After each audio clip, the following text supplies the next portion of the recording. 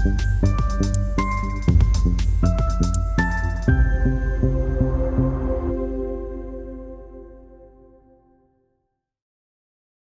to Wrexham News. I'm Councillor Carrie Harper. I'm Councillor Marc Jones. Cllr Andy Gallanders. And today we're going to be talking about the local development plan again, which people will have seen us talk about quite a lot. And I know people have been following it with interest over the last few years, but specifically, we're going to be discussing one housing application for 600 houses because the developers behind that application have recently appealed to the Welsh Government Planning Inspectorate.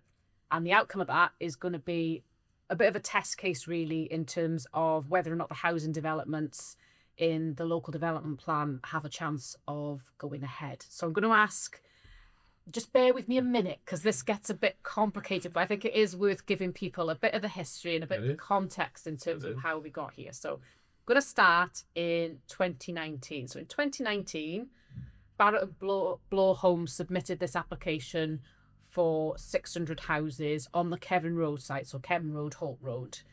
And at that stage, that site was part of what was then a draft local development plan, but it hadn't formally been adopted. Yeah. So the following year in 2020, when the application first came to the planning committee, it was rejected by councillors then, who said, well, the LDP hasn't been formally adopted, so we're actually working to the previous plan, which is called the Unitary Development Plan.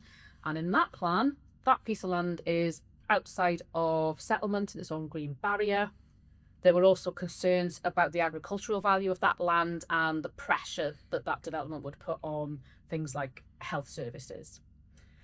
But in 2023, as people are probably aware, councillors were forced to adopt that local development plan because a group of housing developers took the council to court, and people remember the whole threats of jail for voting and all of that we went through locally. So following the adoption, which happened in 2023 because of that court case, the reasons for refusal had to be withdrawn because obviously the LDP was actually adopted. But the decision by the planning committee to reject it still stood at that point. Then we get to December 2024, which was the court case that was instigated by councillors, led by yourself, Marc. That ended up ultimately with the Court of Appeal saying we should not have been forced to adopt that plan. Ultimately, it went to the Supreme Court as well, and they agreed with us. And then I'm trying to think when this was. Was this March? The decision was in March? The decision was March, but then the formal unadoption by the council was quite recent, wasn't it? That was this year. That was in July, Yes. where we said we're not going to adopt it. Yes. Okay. And while all this is going on, Barratt and Bloor Homes and their 600 houses, their application went to a appeal. And then in July this year, that landed back at the planning committee again for discussion, because the council needed to defend its decision to reject the application. And this is where it gets quite interesting, isn't it? Because usually it would be planning officers or consultants who would represent the council in terms of defending that decision, but nobody wanted to do it, and you ended up having to do it instead. Yeah. Yes. And I think we know who to thank for this now, don't we, Andy? Yeah, sorry about that. So when it came to the July's meeting, it was evident that neither officers or consultants could be found to represent us in the way that we wanted. Unusual, isn't it? Yeah, I think the fact that it was an official officer's opinion made it a case that he could not represent the council. Quite rightfully, to be fair, because his opinion was his professional opinion. So to go back on his professional opinion would be very unusual. So whilst representing my residents at the planning committee on why, again, it should be refused and on the merits of what we originally said, I said if we couldn't find consultants, may I suggest that Councillor Marc Jones represents, as he has the most knowledge about the LDP, UDP and everything to do with planning, and is very good at winning cases, to which Marc's face dropped, but gladly took the gauntlet. Yeah, I kind of regret that now, because I think in in the Court of Appeal, I had a KC representing me, and although we had a barrister, the council had a barrister representing this one, the cross-examination was brutal. Well, let's just go back. So Yeah. back in July, then the planning committee agree that you've got to represent the council. You're also vice chair of the planning committee as well, just to make people aware of that one. How do you prepare for something like that with professional planning consultants? Yeah, I mean, I think that's the key. That I was down as an expert witness, but I think I'm the first person to acknowledge I'm not an expert planner, but I have had a bit to do with the LDP over the past few years, and I think I was very lucky to have some advice from the community, from people who had engaged with the process over the years, and that was absolutely critical in being able to formulate a coherent argument. And but I think what we've got to realise is the people who were bringing this appeal had also taken the council to court in that initial thing. They'd employed what is widely acknowledged to be the top KC in the UK in terms of planning to deal with this. He won the award for 4 years in a row for best They weren't messing around. best KC on planning. I mean, this development, it's worth millions. 100%, yeah. It's just worth highlighting, isn't it? The principle here, you've had a court case which says legally, democratically, clearly councillors don't want this local development plan. But in the meantime, you've got these developers who want to build these huge housing estates, which are at the core of the objections we all had. The 5000 on Burst Road, 1680 on Kevin Road. So, if these developments individually go through, it completely makes a mockery of the whole court case, doesn't it? And the decision. Absolutely. There's no democratic process then, basically. No. And I think the most concerning thing for me is that, and I accept what Andy said in terms of the officers, their professional opinion is one thing, and they don't want to go against that. There's also the practical thing of turning up in court and the developers, KC, saying, you were in favour of this. These are the arguments you made in favour of it. So why are you now opposing it? So you haven't got a leg to stand on as an officer. So my beef isn't with the officer so much.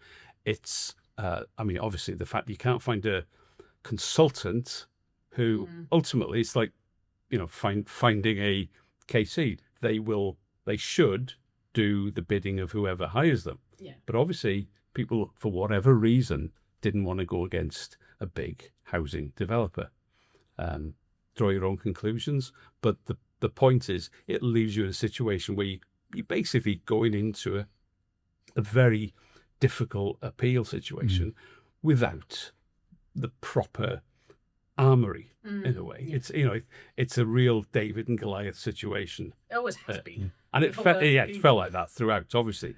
And it's just the fact that sometimes David does win the battle against Goliath, but it's really concerning in terms of the whole process, whereby I think as the democratically elected representatives, we're there to do a job on behalf of our residents, but we're not armed enough to do that job properly. And that's a real concern, I think, going forward, that we need to address is, when you make a decision, and it was a considered decision, it wasn't just on a whim. You make a decision, I think for the right reasons, we can justify those decisions. But if you're then told, well, yeah, we know all that, but you're up against it now in a court or in an appeal situation, and the appeal situation is very much like a court. You were cross-examined. You felt like you were on trial. I felt like I'd murdered someone. Not to underestimate, like, his cross-examination was brutal. We all felt so sorry for you, because it was aggressive. It was, there's lots of money on it. It was personal, which I thought was really unfair. Although I get it. At the end of the day, the KC's got a job to do on behalf of his client. There were some nasty comments which I thought were unfair. There, so I'm going to ask. Yeah, so a lot about Marc's personal views on the LDP and the personal element of it, which it wasn't about fact. It wasn't about the facts of the Which we're UDP. entitled to It wasn't as about the councillors facts. representing local people, It was you like to have a political fight. And it was just like you just. I think nasty. Worse than that, I was personally responsible for people not being able to get off the council house waiting list. Like, yeah. I was personally responsible. I thought, and because you're not able to argue back, it's a yes/no answer, you know. And Okay, so they're really trying that argument that people on the council house waiting list, but which by definition I think is just under 4,000, want affordable housing. Don't by they? definition. To rent. Now, what we're talking about with these 600 houses on Holt Road will be unaffordable housing with starting prices in the region of 270, 300 grand. So, I mean, how was that argument even credible, really? Well, it wasn't, was it? No. But when you're Trying to undermine. when you're trying to score points, and that's what it felt like to me. You're trying to build a case that we weren't serious about delivering houses that the community needs, that we were just opposed to these developers for some political gain. It really did. It was frustrating because what I wanted to say was that planning is not black and white.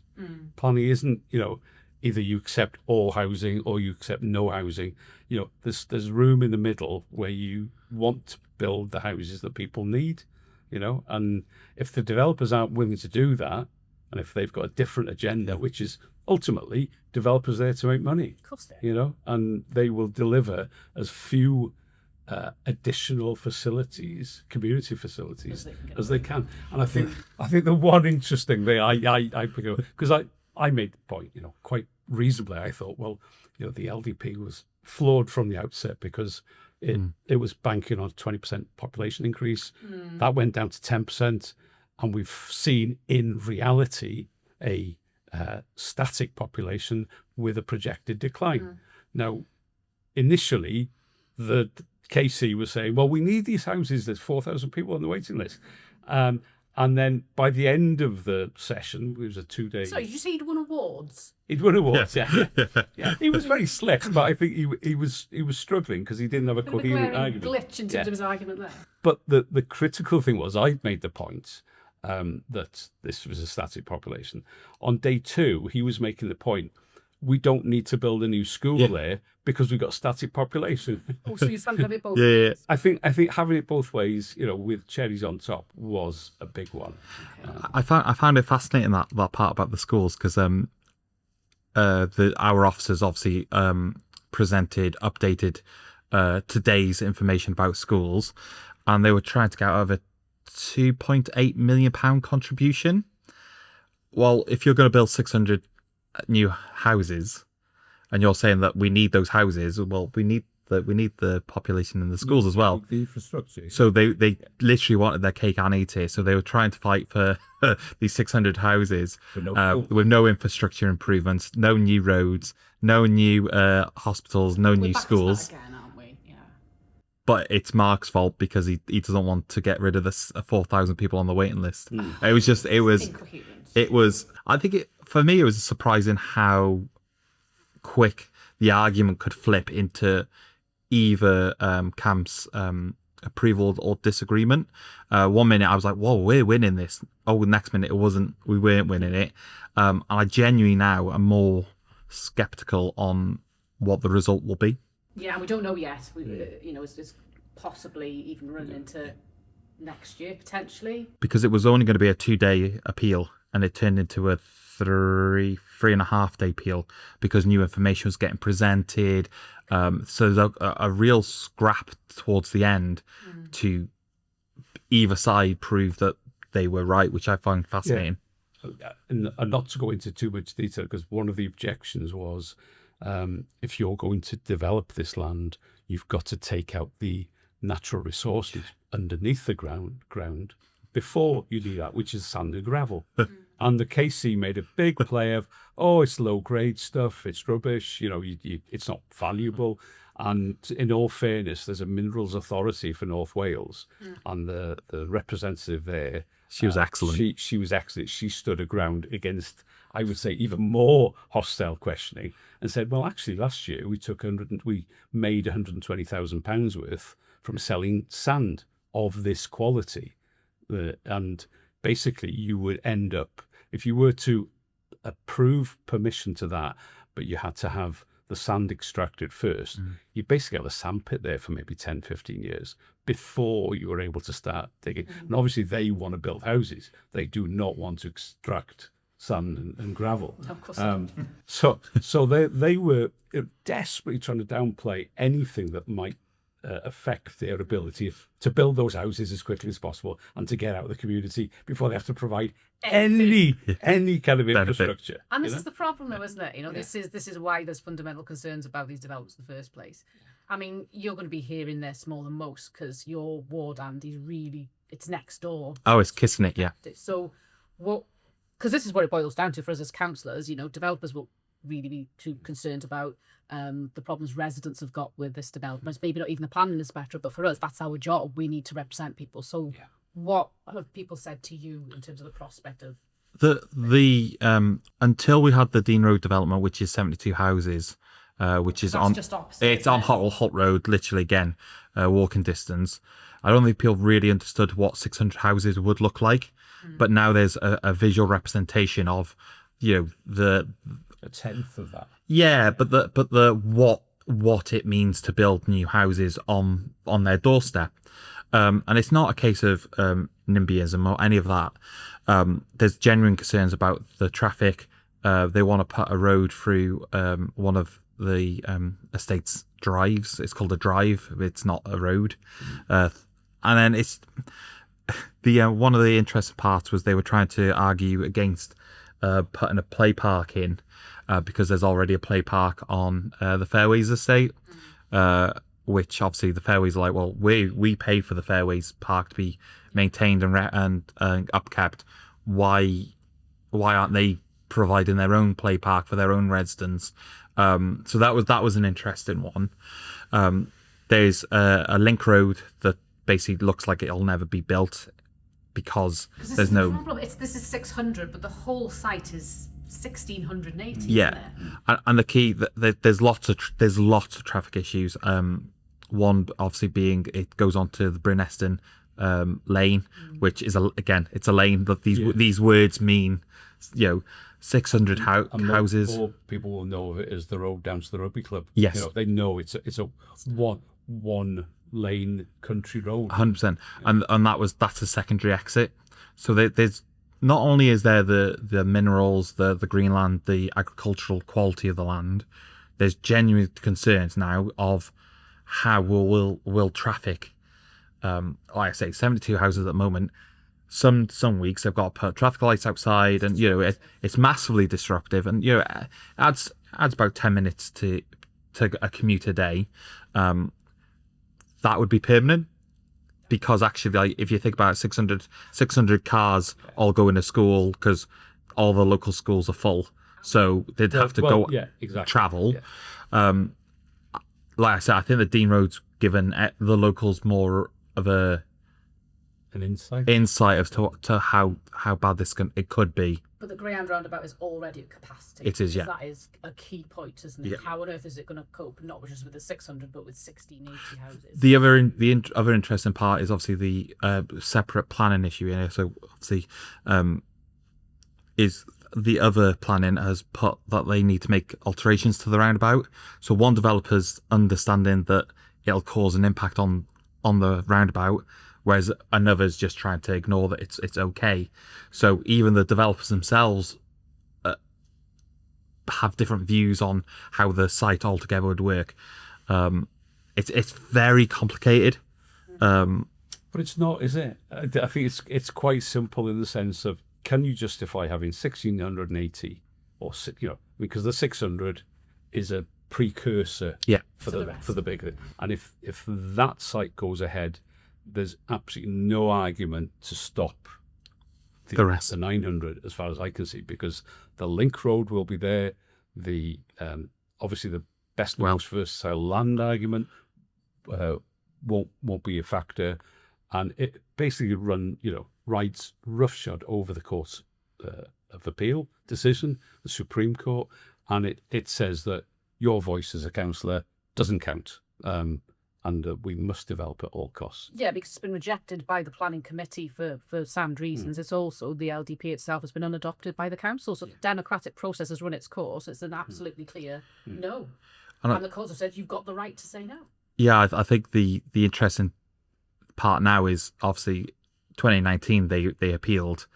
They've been waiting for what they consider the right time to make the appeal. Unfortunately for them, there's the Senate election coming. Well, yes. So just to explain to people then, so the planning committee has rejected the application, and then you've gone to defend the council's case at appeal. But ultimately, so the planning inspectorate makes a decision, but then it's got to be signed off by a Welsh government minister. Yeah. There is a political element to this. It's not just a case of the inspectorate. There has to be sign-off and accountability.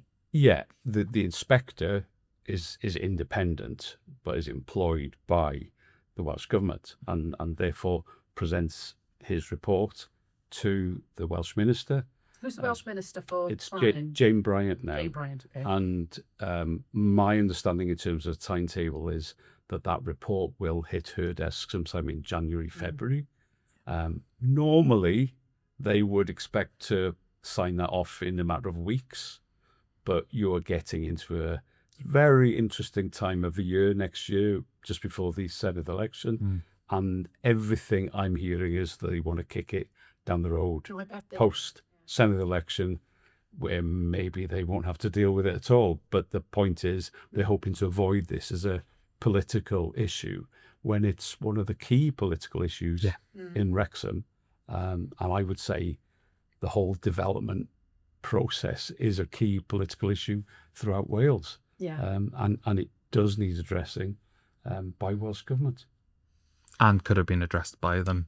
And that's the crux of the whole. They knew in March when the Supreme Court made the decision that this LDP was not flying. We've told them in July this LDP is dead.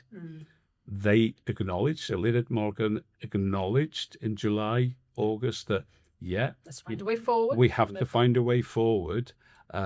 Acknowledged that they had to do something, and now 3 months later saying, can you give us a bit more time? And again, I think they're hoping to kick the can down the road as far as they can.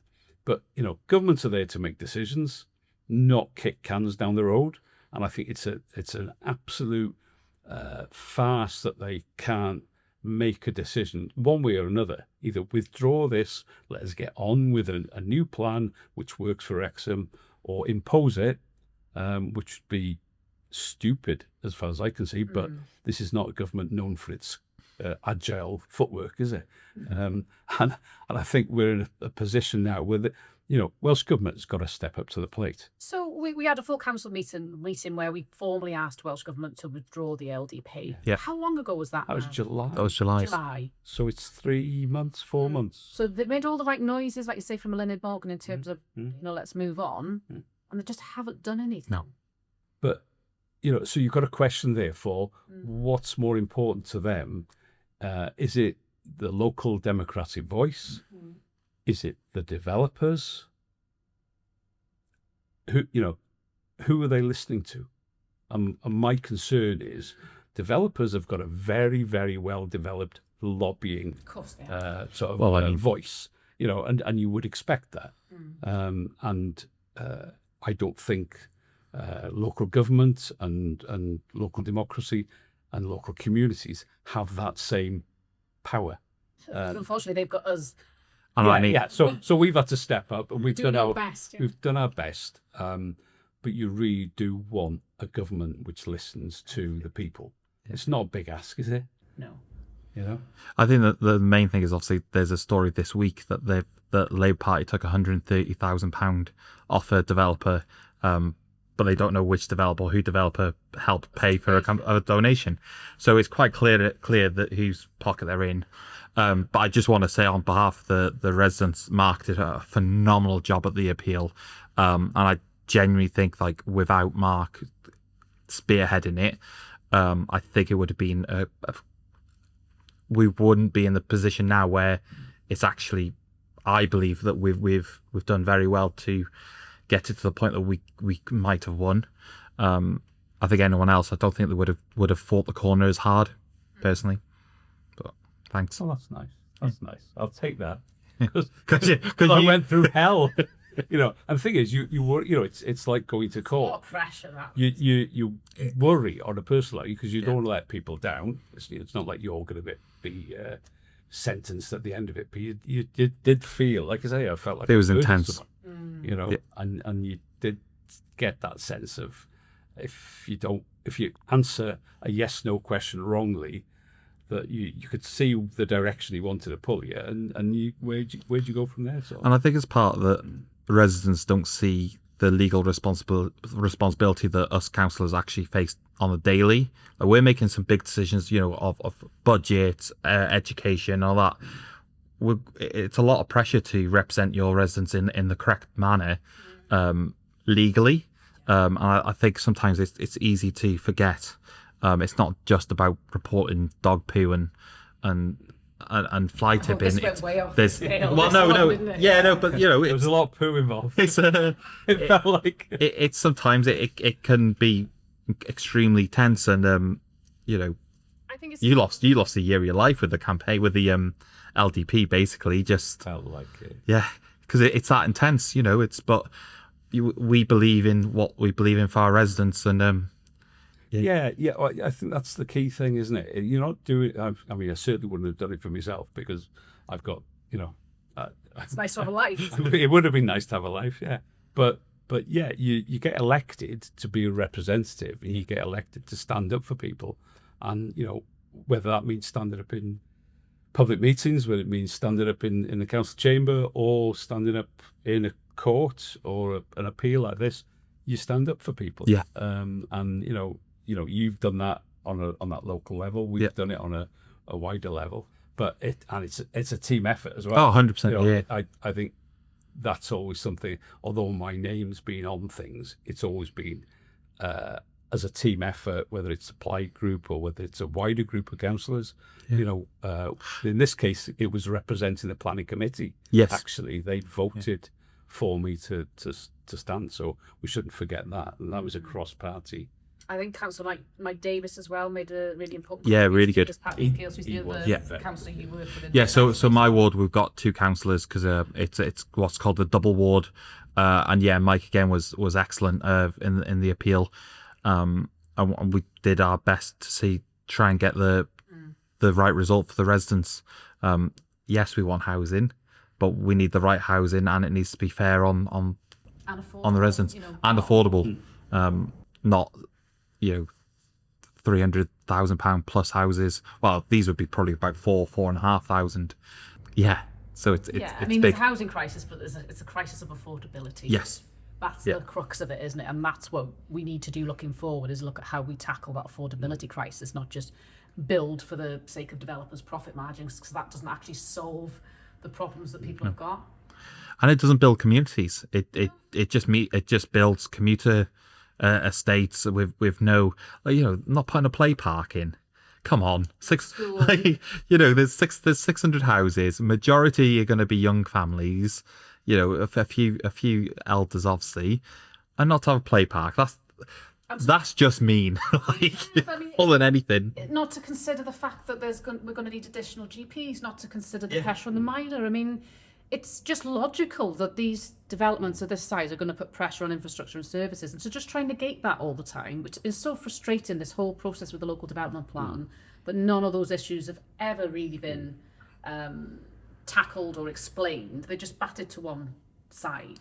Yeah, I think the just to go more politically here than what we are, the bigger problem is that Betsy didn't represent either. And it's not frustrating. It's an embarrassment on their behalf.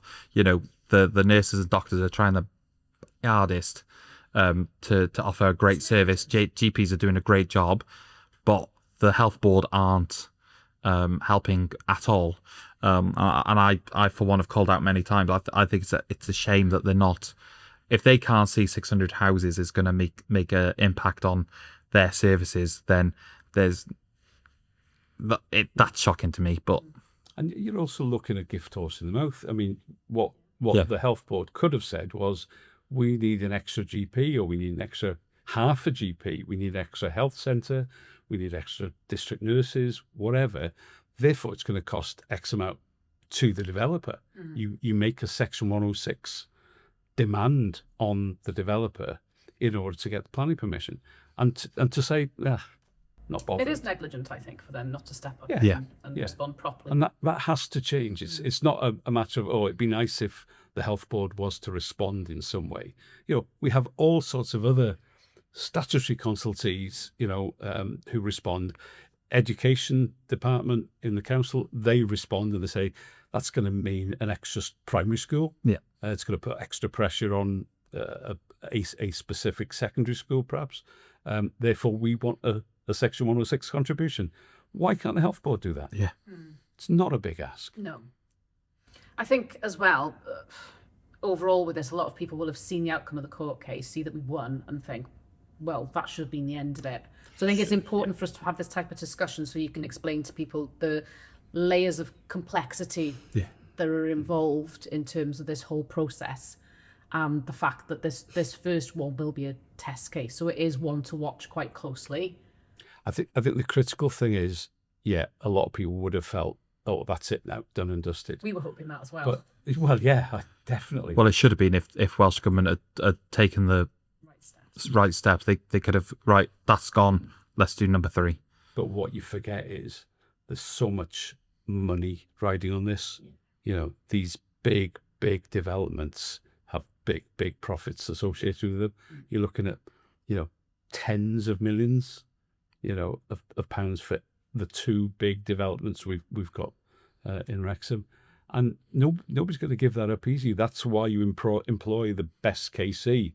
That's why you put so much effort into it, because the prize is so great. And we've got to remember this. This was a proper David and Goliath battle. And, we should always remember, although the odds are stacked against you, David sometimes wins. Yeah. Okay, so this isn't over yet. Watch this space. Yeah.